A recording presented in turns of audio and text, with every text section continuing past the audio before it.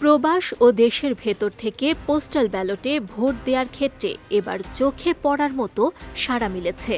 নির্বাচন কমিশনের তথ্য অনুযায়ী এখন পর্যন্ত মোট 4,70,202টি পোস্টাল ভোট রিটার্নিং কর্মকর্তাদের হাতে পৌঁছেছে। রোববার এমন তথ্য জানিয়েছে নির্বাচন কমিশন।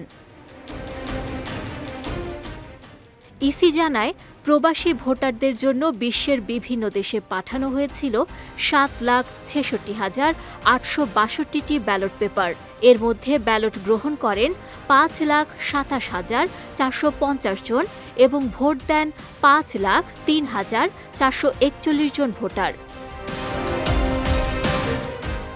ভোট দেওয়ার পর সংশ্লিষ্ট দেশের পোস্ট অফিস ও ডাক বাক্সে জমা পড়ে 4,84,765টি ব্যালট পেপার। এসবের মধ্যে বাংলাদেশে এসে পৌঁছেছে 4,28,428টি ব্যালট এবং রিটার্নিং কর্মকর্তারা গ্রহণ করেছেন 3,18,125টি ভোট। দেশের অভ্যন্তরেও পোস্টাল ভোটে আগ্রহ ছিল উল্লেখযোগ্য। অভ্যন্তরীণ নিবন্ধিত ভোটারদের কাছে পাঠানো হয় 7,60,898টি ব্যালট পেপার।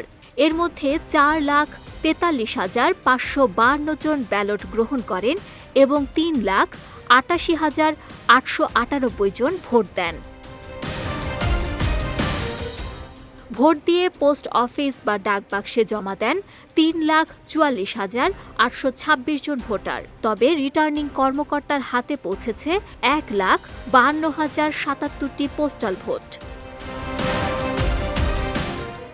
আগামী 12 ফেব্রুয়ারি অনুষ্ঠিত হতে যাচ্ছে জাতীয় সংসদ নির্বাচন ও গণভোট। এই নির্বাচনে দেশ ও বিদেশ মিলিয়ে 15,33,000 ভোটার পোস্টাল ব্যালটে ভোট দেওয়ার জন্য নিবন্ধন করেছেন।